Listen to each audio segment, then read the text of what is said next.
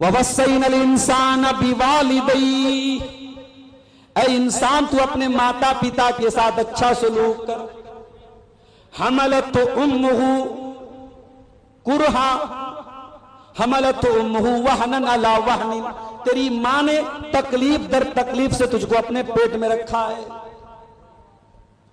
कुरान के 26वें पारे में अल्लाह ने फरमाया ववस्सैनल इंसाना बिवालिदैहि इहसाना, हमने इंसान को हुक्म दिया अपने माता पिता के साथ तू अच्छा सलूक कर।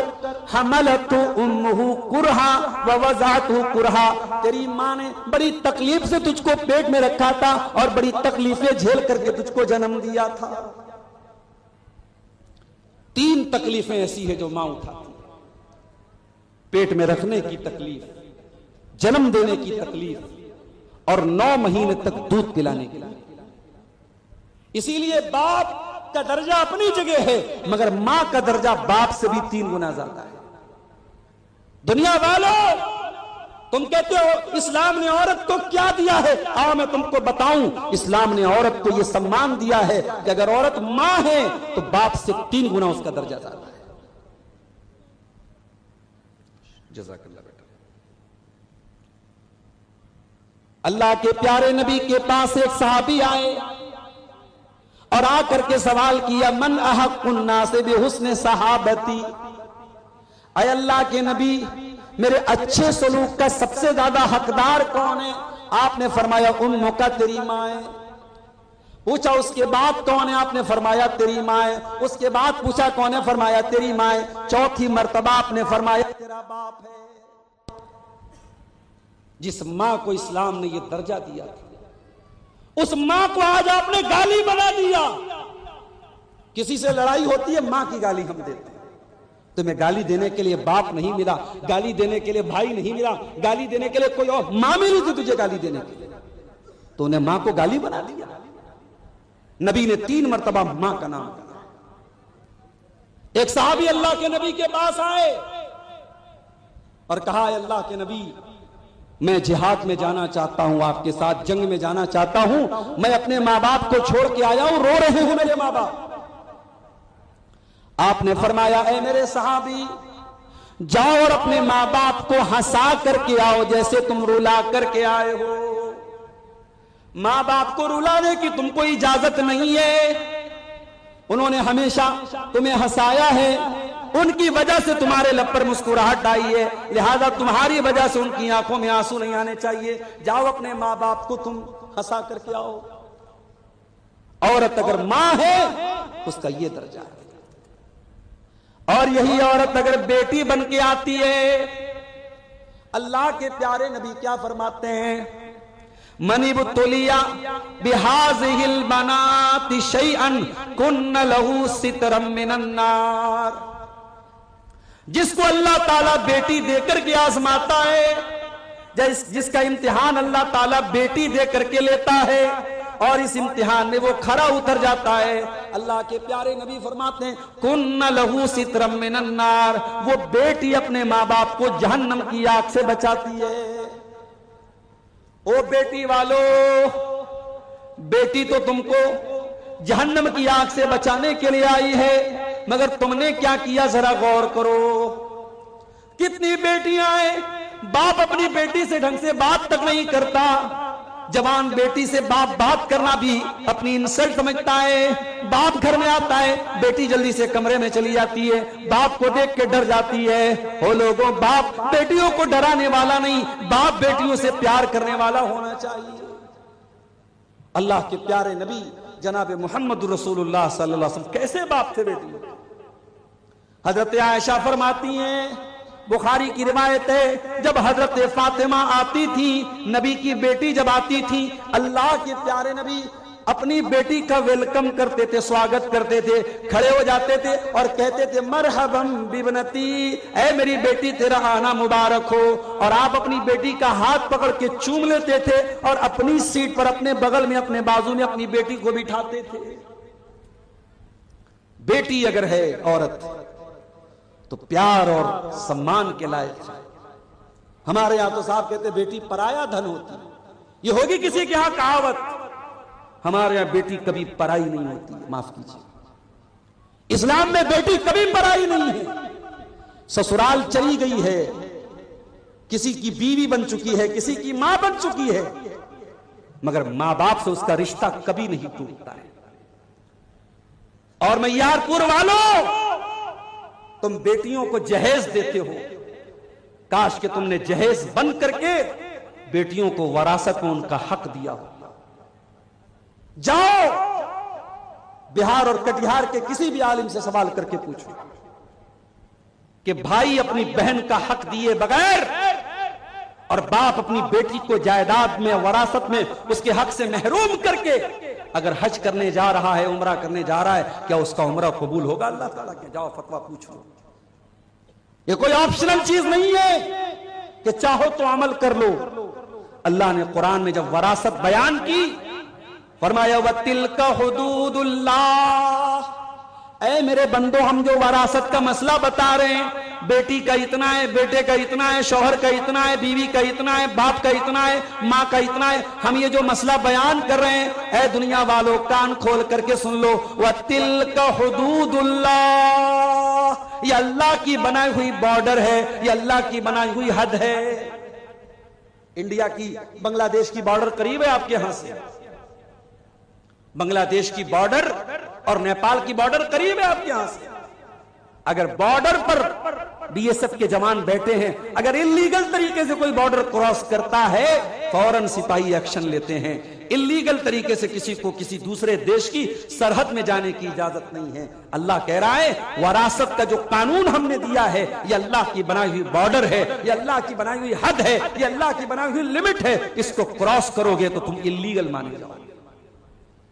बाप के मरने के बाद भी बाप की वरासत में बेटी का हक है। हाँ, बेटे का आधा मिलेगा उसको, क्योंकि बेटा कमाता है, बेटा अपनी माँ को भी खर्चा देता है, बीवी को भी खर्चा देता है, बेटे की जिम्मेदारी रहता है, बेटे को डबल मिलेगा, मगर बेटे का आधा बेटी को भी मिलेगा, भाई का आधा बहन को भी मिलेगा। ये अल्लाह का बनाया हुआ कानून। इस्लाम में बेटी पराया धन नहीं होती है, माफ कीजिए।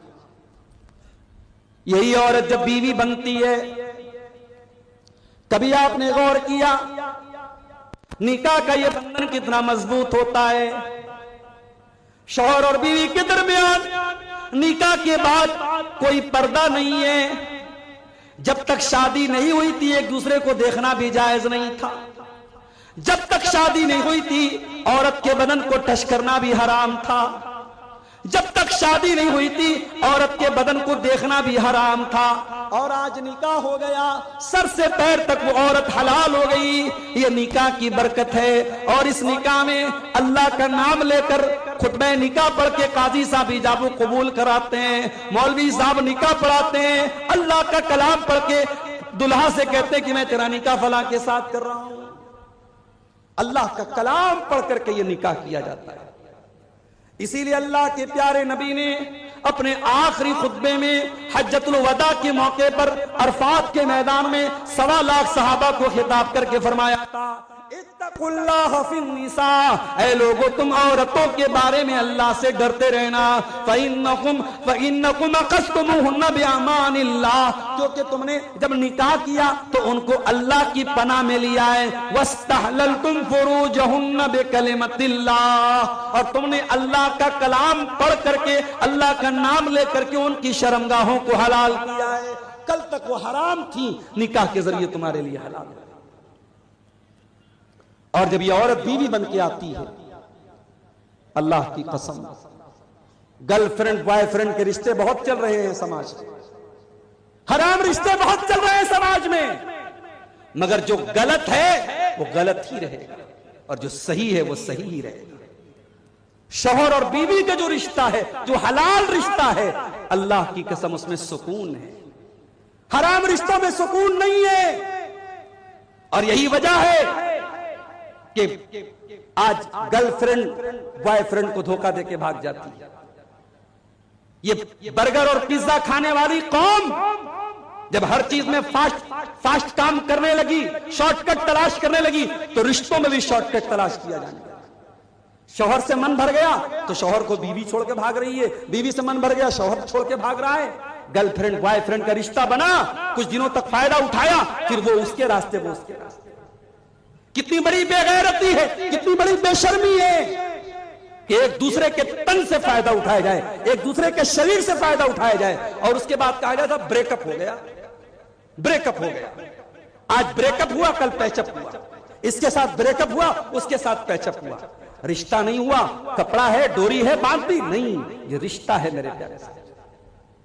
इसीलिए हराम रिश्ते में वो सुकून पैदा हो ही नहीं सकता जो निकाह में पैदा होता है। ये अलग बात है कि हमने निकाह को भी आज एक मुकद्दस रिश्ते को भी आज हमने नापाक बना दिया। अब निकाह कहां होता है भाई साहब? अब तो सौदा होता है। लड़का जितना क्वालिफाइड है, लड़का जितना पढ़ा लिखा है, लड़का जितनी अच्छी जॉब पर है, उतना महंगा सौदा लगाया जाता है। 3 लाख देना पड़ेगा आपको। हमारे लड़के को बुलेट चाहिए, और थोड़ा अगर लड़का ज्यादा पढ़ा लिखा है, ज्यादा पैसा कमाने वाला, गवर्नमेंट जॉब में है, तो बड़ा सा मुंह खुल जाएगा, फॉर्च्यूनर चाहिए। और आजकल फॉर्च्यूनर से भी बढ़िया कोई गाड़ी आई है, पता है क्या नाम है उसका, है लैंड क्रूजर वगैरह, तो खैर कुछ भी डिमांड कर दी जाती है। बेटियों का तुम सौदा कर रहे हो, बेशर्मी और बेगैरती की हद है। बेटियां सौदा करने की चीज नहीं होती है मेरे भाई। बेटी बड़ी नसीब वाले लोगों को मिलती है।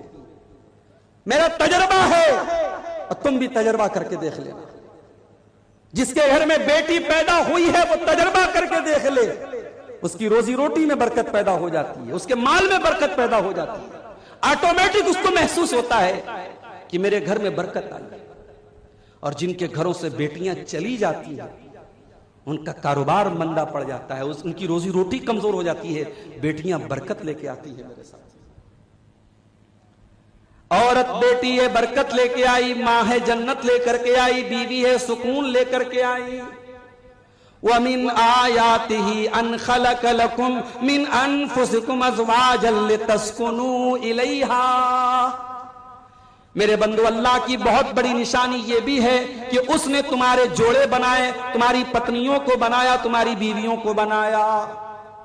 हाय लोगों, इतने बड़े बड़े जलसे कर रहे हो, किस लिए कर रहे हो? जलसे का उन्वान क्या रहता है? मुआशरे की इस्लाह करना है। मुआशरे की इस्लाह कैसे होगी? जब तक घर की इस्लाह नहीं होगी। और घर की इस्लाह कैसे होगी? जब तक नेक घर वाली नहीं आएगी।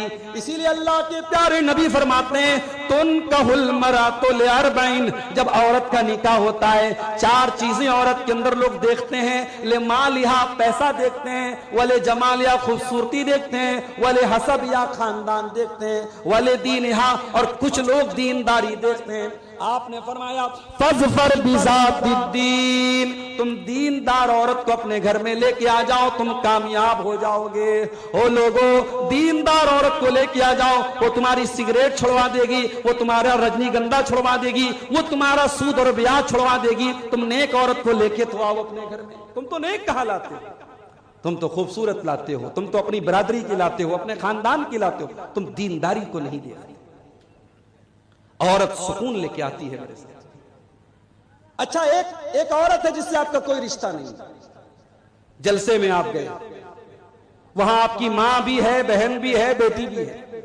मां का सम्मान करना है, बहन को इज्जत देना है, बेटी को इज्जत देना है। एक चौथी औरत आई, कोई रिश्ता नहीं है मेरा उसके साथ, मैं दूसरे गांव से आया हूं, वो मैयारपुर की लड़की है, मैयारपुर की औरत है, मेरा उससे कोई रिश्ता नहीं है। मैं भी जलसे में जा रहा हूं, वो भी जलसे में जा रही है, सामना हुआ। कुरान क्या कहता है? कुल्लिल मोमिनीना यगुज़्ज़ू मिन अबसारिहिम। ऐ मुसलमानों, कोई गैर लड़की तुमको नजर आ जाए, अपनी निगाहों को नीची कर लो, उसे घूर घूर के न देखो, अपनी निगाहों को उसके ऊपर न जमाओ, अपनी निगाहों को नीची कर लो। अल्लाह, इस्लाम ने औरत को कितना सम्मान दिया है। कोई गैर औरत है, कोई रिश्ता नहीं है, न बहन है, न बेटी है, न मां है, लेकिन कोई गैर औरत भी है तो आपको उसे घूरने की इजाजत नहीं है, आपको उसे हरासमेंट करने की इजाजत नहीं है, आपको उसे परेशान करने की इजाजत नहीं है। आपके समाज में किसी औरत के बारे में अफवाह उड़ गई, वो औरत बदचलन है, आपने भी मजा लेने के लिए उसको लोगों से कहना शुरू किया, अरे फला की लड़की तो बदचलन है। आपके पास कोई प्रूफ नहीं है, आपके पास कोई दलील नहीं है, और आपने किसी औरत को बदचलन होने का आरोप लगाया, कैरेक्टर पर आरोप लगाया। तो कुरान क्या कहता है, वल्लज़ीना यरमूनल मुहसनाति सुम्मा लम यातू बिअरबाति शुहदा फजलिदूहुम तमानीना जल्दा। जो किसी बेकसूर औरत पर, किसी पाक दामन औरत पर बदचलनी की तोहमत लगाए, चरित्रहीन होने का इल्जाम लगाए, कैरेक्टरलेस होने का इल्जाम लगाए, उस औरत के ऊपर ज़िना का इल्जाम लगाए और 4 गवाह उसके पास न हो। इस्लाम ने जो सबूत मांगा है, जो गवाह मांगा है, अगर वो गवाह तेरे पास नहीं है, वो सबूत तेरे पास नहीं है, तो कुरान क्या कहता है, फजलिदूहुम तमानीना जल्दा। इल्जाम लगाने वाले को, तोहमत लगाने वाले को, झूठा इल्जाम लगाने वाले को 80 कोड़े मारे जाएंगे। वला तक़बलू लहुम शहादा। औरत के सम्मान और औरत के चरित्र की कितनी अहमियत है। औरत पर आपने झूठा इल्जाम लगाया है, 80 कोड़े लगेंगे और अदालत आपके को बैन कर देगी कि यह आदमी कोई भी गवाही देगा, इसकी गवाही अनएक्सेप्टेबल है, अस्वीकार्य है, इसकी गवाही कबूल नहीं की जाएगी। यह है औरत का सम्मान। मेरे प्यारे भाइयों, इस्लाम ने औरत को दबाया नहीं है, इस्लाम ने तो औरत को उठाया है। अल्लाह के प्यारे नबी जब अरब की धरती पर आए थे, इस औरत के ऊपर बहुत अत्याचार होता था। जानवरों की तरह यह औरत बाजार में बिका करती थी। एक एक औरत से 10-10 लोग शादी करते थे। पति के मरने के बाद आपके भारत की धरती पर भी 1400 साल पहले नहीं बल्कि 100 साल पहले भी सती प्रथा लागू थी। पति के मरने के बाद पत्नी को पति की चिता के साथ जला दिया जाता था। विधवा औरत और बेवा औरत का निकाह करना, शादी करना पाप माना जाता था, गुनाह माना जाता था। अरब के अंदर जब कोई शौहर मर जाता था, 1 साल तक उसकी बेवा औरत को एक काल कोठरी में बंद कर देते थे। उसी में लैट्रीन करती थी, उसी में पेशाब करती थी, उसी में खाना खाया करती थी, उसी में पानी पिया करती थी। 1 साल तक उसको सूरज की रोशनी देखने नहीं दिया जाता था। इस्लाम ने आकर इन कुप्रथाओं को रोका है। इस्लाम ने आकर इन बैड ट्रेडिशंस को, इन गलत ट्रेडिशंस को रोका है। और इस्लाम ने दुनिया को पैगाम दिया, व इज़ल मौऊदतु सुइलत बिअय्यि ज़ंबिन कुतिलत। ऐ लड़कियों को जिंदा जमीन में गाड़ने वालों, कल कयामत के दिन वो लड़की कयामत के दिन आएगी और उससे पूछा जाएगा, तेरे माँ बाप ने, तेरी माँ ने, तेरे बाप ने किस अपराध में तुझको मारा था, तेरा अपराध क्या था, तेरा कसूर क्या था। इस्लाम ने औरत की जान बचाई है मेरे प्यारे साथी। इस्लाम ने औरत को पर्दे में रहने का हुक्म दिया, और क्यों दिया है वो भी आप समझ लीजिए। बहुत आसान मिसाल मैं देता हूं, बहुत आसान मिसाल। 20,000 वाला मोबाइल है, अच्छा सा कवर लगाया आपने, टेम्पर्ड ग्लास लगाया ताकि गिर जाए तो स्क्रीन न टूटे, पानी न चला जाए। लेकिन आपने आईफोन ले लिया। नया वाला आईफोन कितने का आ रहा है? शायद 75,000 का या 1 लाख का आ रहा है नया वाला आईफोन। या वो एक और सैमसंग का कौन सा अल्ट्रा आ रहा है, 1,00,000-1.25 लाख का। इतना महंगा आपने मोबाइल लिया। मोबाइल महंगा है तो कवर और महंगा है, मतलब कवर भी उसी हिसाब का है। जितना कीमती मोबाइल है उसको प्रोटेक्ट करने के रास्ते उतने ही मुश्किल है, ताकि मोबाइल कीमती है, खो न जाए, चोरी न हो जाए, टूट न जाए, गिर न जाए। मेरी प्यारी माँ बहनों, इस्लाम आपको दुनिया की सबसे कीमती दौलत करार देता है। अल्लाह के प्यारे नबी फरमाते हैं, अद-दुनिया कुल्लुहा मताउन व खैरु मताई दुनिया अल-मरअतु सालिहा। और तो तुम दुनिया की सबसे कीमती दौलत हो, और जब तुम सबसे कीमती दौलत हो तो कुरान कहता है तुम्हें पर्दे में रहना चाहिए। या अय्युहन नबी कुल अज़वाजिका व बनातिका व निसाइल मोमिनीन, ऐ नबी अपनी बीवियों से भी कह दीजिए, अपनी बेटियों से भी कह दीजिए और तमाम मुसलमान औरतों से कह दीजिए, युदनीना अलैहिन्ना मिन जलाबीबिहिन्ना, कि जब वो अपने घर से निकलें तो चादर में निकलें, पर्दे में निकलें, नकाब में निकलें, अपने आप को एक्सपोज न करें, अपने हुस्न की नुमाइश न करें, अपनी खूबसूरती का प्रचार न करें, छुप करके निकलें, पर्दे में निकलें। ज़ालिका अदना अन युरफ़ना फला यूज़ैन, ताकि दुनिया समझ जाए ये शरीफ घर की लड़कियां हैं, ये मुसलमान लड़कियां हैं, ये नेक घर की लड़कियां हैं और किसी को छेड़ने की हिम्मत न हो सके।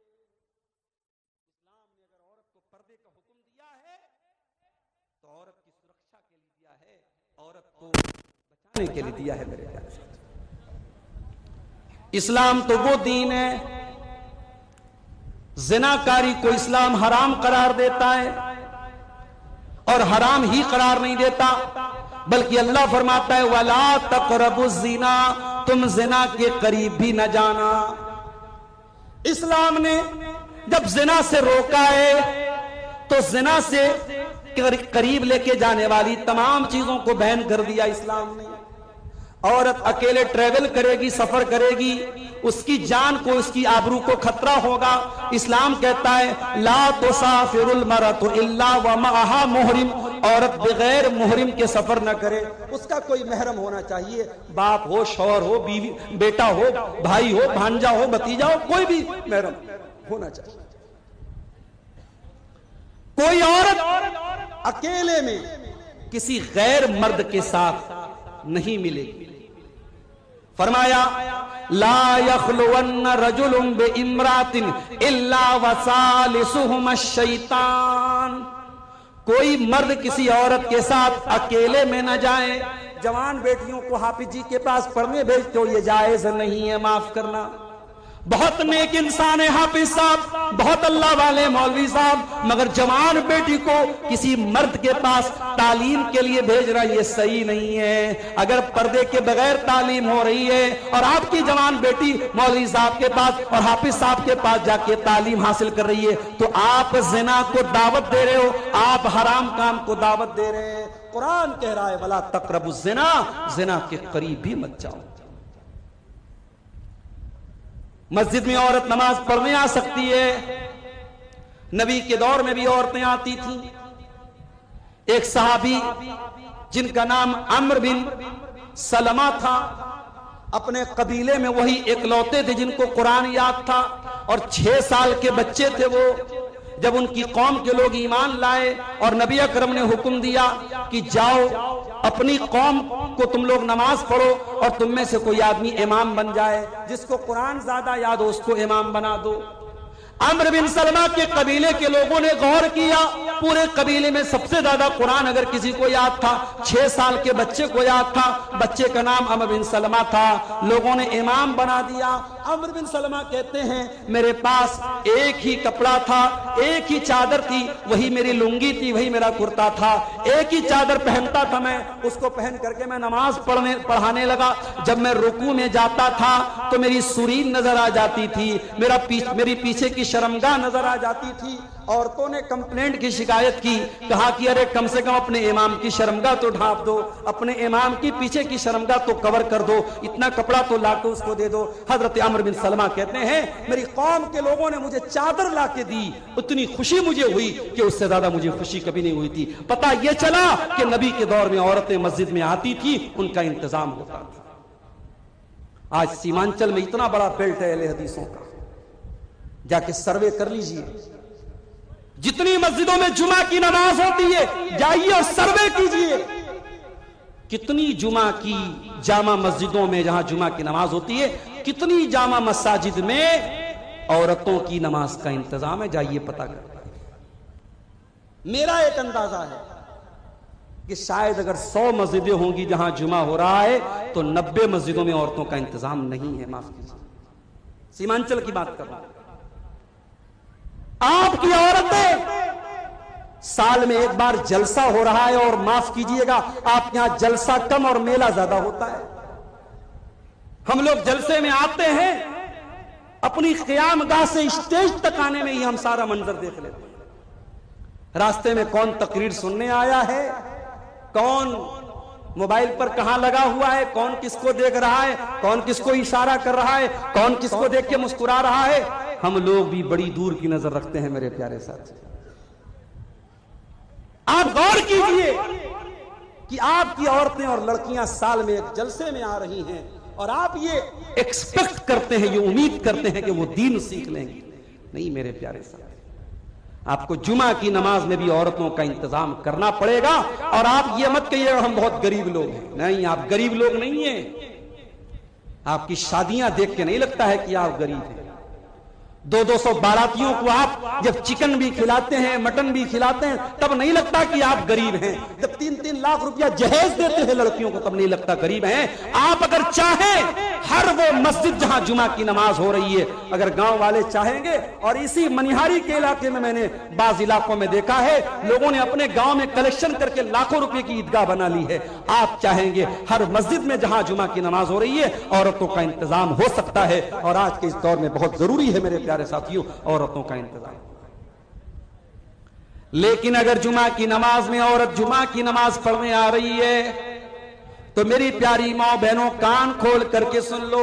अल्लाह के प्यारे नबी फरमाते हैं, अगर कोई औरत खुशबू लगा करके मस्जिद में आती है, नमाज पढ़ने आ रही है, जुमा पढ़ने आ रही है, तरावी पढ़ने आ रही है, अगर वो खुशबू लगा करके मस्जिद में आती है, तो 40 दिन तक उसकी नमाज कबूल नहीं होगी।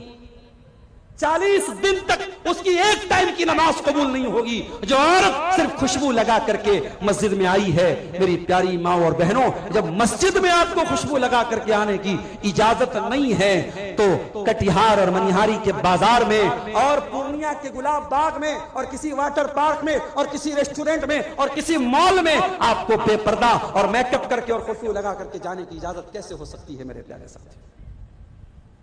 औरत पर्दे में रहेगी, दीन सीखेगी, इस्लाम सीखेगी।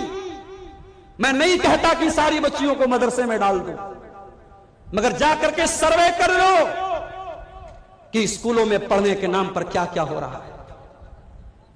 आज हमारी कौम की बच्चियां इंग्लिश मीडियम स्कूल में पढ़ रही हैं। स्कूल का एनुअल फंक्शन हुआ, स्कूल वालों ने कहा आपकी बेटी डांस बहुत अच्छा करती है, हम चाहते हैं हमारे एनुअल फंक्शन में आपकी लड़की डांस करे। मां ने शौहर से कहा, बीवी ने शौहर से कहा, हमारी बिटिया बड़ा अच्छा डांस करती है, स्कूल वालों ने खुद से नाम दिया है, चलो डांस करवाते हैं। स्कूल का फंक्शन हुआ, स्टेज पर आपकी जवान लड़की नाच रही है और आप वीडियो बना रहे हैं और फख्र से अपने स्टेटस पे लगाए हैं, माई डॉटर इज डांसिंग, मेरी बेटी डांस कर रही है। अरे बेगैरत, अपनी डांस करती हुई बेटी को देखकर तुझे चुल्लू बटमानी में डूब मरना चाहिए। तेरी कौम की बेटियां डांस कर रही हैं और तू फख्र से देख रहा है और तू वीडियो बना रहा है और तू इंस्टाग्राम पे डाल रहा है और तू फेसबुक पे डाल रहा है। और माफ करना, ये काम अभी तक तो इंग्लिश मीडियम स्कूल वाले करते थे, अब मदरसे वाले कहां पीछे रहेंगे। अब मदरसों में भी ये काम हो रहा है, बड़ी बड़ी बच्चियों को स्टेज पे लाया जा रहा है और डांस तो नहीं है, एक्शन हो रहा है, एक्शन। शराब का नाम बदल के विस्की रख दिया जाए, रम रख दिया जाए, बियर रख दिया जाए, तो शराब हलाल नहीं हो जाएगी। ये डांस को आप एक्शन का नाम देते तो डांस सही नहीं हो जाएगा। ठीक है, बच्ची आ रही थी, वो माइक पर आके उसने नात पढ़ दी, हमद पढ़ दी, उसने कोई छोटी सी तकरीर कर दी, वहां तक तो ठीक था। ये एक्शन के नाम पे कौन सी बला आ गई भाई। लड़कियों को तालीम दो मेरे प्यारे साथियों, तालीम के नाम पे उनकी इज्जत का जनाजा मत निकालो। और कान खोल के सुन लो, इस उम्मत की औरतों ने हर दौर में दीन की तालीम का झंडा बहुत बुलंद किया है। अगर आपको मेरी बात में शक है तो जाइए हजरत आयशा की जिंदगी के बारे में पढ़ लीजिए। और कभी मौका मिला इंशाअल्लाह तो इसी सीमांचल के इलाके में, तकरीर का तो मैं वादा नहीं करता, जुमा के खुतबे में एक मौजू रखूंगा, हजरत आयशा की पूरी सीरत बयान करूंगा। वैसे यूट्यूब पर मैं बनारस में तकरीर कर चुका हूं, यूट्यूब पर मौजूद होगी, लेकिन आपके इलाके में शायद इस मौजू पर मैंने तकरीर नहीं किया है। हजरत आयशा की पूरी जिंदगी के बारे में, क्या इल्म था, क्या नॉलेज थी, क्या ज्ञान था। बड़े बड़े सहाबा कहते हैं जब हमारे ऊपर मुश्किल आती थी, हमें कोई मसला नहीं समझ में आता था, हजरत आयशा से सवाल किया करते थे और हजरत आयशा जब जवाब दे देती थी सबका मुंह बंद हो जाता था। इतनी नॉलेज अल्लाह ताला ने हजरत आयशा को दी थी। ओ मेरी प्यारी बहनों, तुम्हारे लिए आइडियल न तो सानिया मिर्जा है, न बॉलीवुड की हीरोइन है, न क्रिकेटर्स हैं, आपके लिए आइडियल खवातीन अगर है मेरी प्यारी माँ बहनों, इस उम्मत की सबसे बेहतरीन औरतें हैं, नबी की बीवियां हैं, अल्लाह के प्यारे नबी की बीवियां हैं, ये इस उम्मत की सबसे आइडियल औरतें थी। मेरी प्यारी माँ बहनों, आज जरा सी शौहर की कमाई में कमी आ जाए, आपके माथे पर बला जाता है, आपकी पसंद की साड़ी शौहर न दिलाए, आपकी पसंद का सूट न दिलाए, आपकी पसंद का खाना घर में न बने तो आपको गुस्सा आ जाता है। मेरी प्यारी माँ बहनों, कभी मौका मिले अल्लाह के प्यारे नबी की बीवियों की हालात भी पढ़ लीजिए। हजरत आयशा अपने भांजे उर्वा से कहती हैं, ऐ उर्वा, हम आसमान में एक चांद देखते थे, दूसरा चांद देखते थे, तीसरा चांद देखते थे, 2-2 महीने गुजर जाया करते थे। वमा यूक़दु फी अबियात रसूलिल्लाह सल्लल्लाहु अलैहि वसल्लम नार, अल्लाह के रसूल के घर में 2-2 महीने तक चूल्हा नहीं जलता था, 2-2 महीने तक नबी के घर में चूल्हा नहीं जलता था। हजरत उर्वा ने पूछा, या खालतो फमा कान युईशुकुम, ऐ खाला जान, जब चूल्हा नहीं जलता था, जब खाना नहीं बनता था तो 2-2 महीने तक आप लोग कैसे रह लेते थे? फरमाया अत्तम्रु वल मा, खजूर खा करके और पानी पी करके अल्लाह के नबी के घर वाले और अल्लाह के नबी की फैमिली गुजारा कर लेती थी। मदीना आने के बाद कभी अल्लाह के प्यारे नबी के घर में लगातार 3 दिन तक गेहूं की रोटी नहीं बनी। ये लाइफ स्टाइल था अल्लाह के नबी की बीवियों का। मेरी प्यारी माँ बहनों, अगर ऐसी जिंदगी आपको गुजारने दे दी जाए, आप तो 1 हफ्ता नहीं रह पाएंगी। नबी की बीवियों ने सारी जिंदगी नबी के साथ गुजारा किया, कभी लब पर कोई शिकवा न लाई, कभी जुबान पर कोई शिकायत नहीं लाई। एक मर्तबा, आज मैंने घड़ी नहीं लगाई है, टाइम ज्यादा हो जाए तो बता, 12 बज चुके हैं, मेरे निकलने का भी टाइम हो रहा है। मदरसा वालों के पास जमीन नहीं है, चंदा कराना है, भैया चंदा कराना बड़ा मुश्किल काम है। और यूट्यूबर भाइयों ने तो वो भी नहीं छोड़ा, अब चंदा करा रहे उसका भी वीडियो बना रहे हैं। फेसबुक पर एक साहब ने चंदे वाला वीडियो डाल दिया, हमसे लोग पूछने लगे आप सीमांचल में चंदा करा रहे हैं। अब चंदा कोई खराब चीज नहीं है, लेकिन चंदे का एक हुनर होता है, वो हम लोगों के पास नहीं है। वो जो हमारे हजरत अली साहब हैं, अख्तर आलम मिफ्ताही साहब हैं, और भी जो बंगला मुकर्ररीन है, वो बेचारे चंदा लोगों को पकड़ पकड़ के, दबाव डाल के, जोर डाल के, जो 5000 लेने वाला उसकी जेब से 10,000 निकलवा लेते, वो सब हुनर हम लोगों के पास नहीं है मेरे भाई। हम जुबान से कह सकते हैं, टाइम हमारे पास कम है। मैं तकरीर के आखिरी पॉइंट पर हूं, 5 मिनट आपके सामने रुकूंगा तकरीर खत्म करके। आपको जो चंदा देना हो, अगर आप मोहब्बत रखते हैं मदरसे से, दीन से, उलमा से, और आप चाहते हैं कि कौम की बच्चियां एक अच्छे इदारे में पढ़ें, आप आइए और अपना चंदा यहां लिखवाइए, दे के जाइए। मैं सबके लिए दुआ करता हूं, अल्लाह सबके चंदे को कबूल फरमाए। आखिरी बात रख रहा हूं, 12 क्रॉस हो रहा है। मैं बात यह कर रहा था औरत की तालीम के बारे में, हजरत आयशा के बारे में मैं बात कर रहा हूं। हजरत आयशा, बाप बीमार है, हजरत अबू बकर सिद्दीक बाप से मिलने के लिए, बड़े गौर से सुनना मैयारपुर वालों, हजरत आयशा अपने अब्बा जान अबू बकर सिद्दीक से मिलने के लिए गई। अब हजरत अबू बकर का आखिरी टाइम है। जब बाप ने बेटी को देखा, बेटी कोई मामूली बेटी तो नहीं है, नबी की सबसे प्यारी बीवी है। हजरत अबू बकर ने पूछा, ऐ बेटी, ये बता कि जब अल्लाह के नबी का इंतकाल हुआ था तो आपको कितने कपड़ों में कफनाया गया था? कहा कि अब्बा जान, कुफ़्फ़िना रसूलुल्लाह सल्लल्लाहु अलैहि वसल्लम फी सलासत बीज़िन सुहूलियतिन, अल्लाह के प्यारे नबी को 3 कॉटन की चादरों में, 3 सूती कपड़ों में कफनाया गया था। कहा कि ऐ मेरी बेटी, ये मेरा कपड़ा रखा हुआ है, वहीं पर सफेद रंग का एक कपड़ा रखा था जो बीमारी के दिनों में हजरत अबू बकर पहना करते थे, उस पे दाग धब्बे भी लगे थे। कहा है मेरी बेटी, एक कपड़ा ये ले लेना और 2 कपड़ा और ले लेना, और नबी की सुन्नत के मुताबिक मुझको भी 3 कपड़ों में कफनाना। पता ये चला कि सहाबा मरने में भी नबी की सुन्नतों पर अमल करते थे। मैयत के ताल्लुक से भी आज हमारे यहाँ बहुत सारी बिदात हैं। मैं सीमांचल के हालात नहीं जानता, बनारस में बहुत सारी बिदात अहले हदीसों में तो कम है, दूसरों के यहाँ बहुत सारी है। तीसरे दिन तीजा हो रहा है, 40वें दिन 40वां हो रहा है, कुरान खानी हो रही है, और मुर्दे को जब दफनाने लगते हैं तो बैर की पत्ती को कब्र में डाल रहे हैं, दफनाने के बाद कब्र पे खड़े होकर अजान दे रहे हैं। बहुत कुछ हो रहा है, मगर याद रखो मेरे प्यारे साथियों, हमें मैयत के ताल्लुक से और मरने वाले के ताल्लुक से भी हमें कोशिश ये करनी चाहिए कि हम प्यारे नबी की सुन्नत पर अमल करें। हजरत अबू बकर ने कहा कि मेरी बेटी, जब नबी के कफन में 3 कपड़े थे तो मेरे कफन में भी 3 कपड़े रख।